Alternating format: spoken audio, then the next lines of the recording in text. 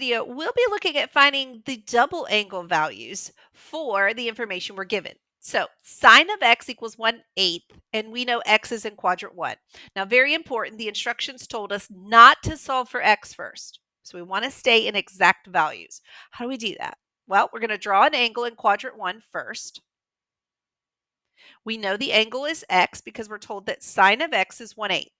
Now, sine is opposite over hypotenuse. So I've got 1 here and 8 here. Little Pythagorean theorem there to find the missing side.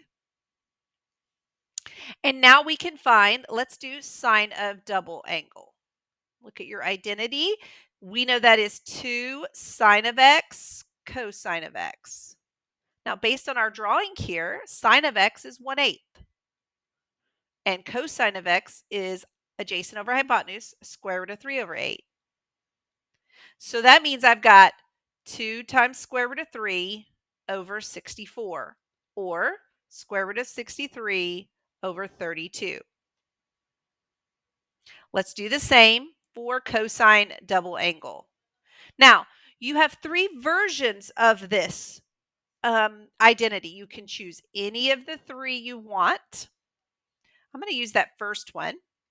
So cosine squared, so I need cosine of this picture is square root of 3 over 8, and I'm squaring it. And sine is 1/8, and I'm squaring it.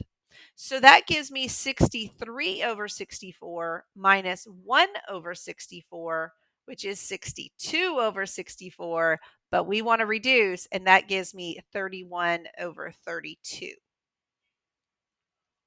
All right, last one. Let's find the tangent double angle. So for this one, I've got 2 tangent of x on top over 1 minus tangent squared of x. Okay, looking at your picture, you can see tangent of x is not going to be pretty. I've got 1 over square root of 3, I'm sorry, square root of 63. And on the bottom, I've got 1 minus 1 over square root of 63 squared. Let's start in the denominator there. By squaring. So I've got 1 minus 1 over 63. So I've got 2 over square root of 63 divided by 62 over 63. Now I'm going to flip the bottom one and multiply here. 2 over square root of 63 times 63 over 62.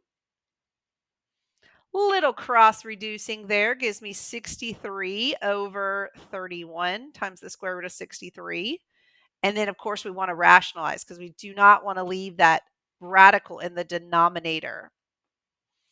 Let me create a little bit more space. I'm going to move up here. So I've got 63 times the square root of 63 over, and I'm not going to multiply these because I want you to see the 63s will cancel. And I'm left with the square root of 63 over 31. That was a little involved, but I want you to see once I got to the trig identity, I substituted in my values. Then it's just some algebra to clean it up a little bit. Practice through that rational expression there, making a common denominator. Then I had to flip the bottom and multiply. Ended up having to rationalize the denominator to get the radical out. Those are all standard practices when we deal with trig values.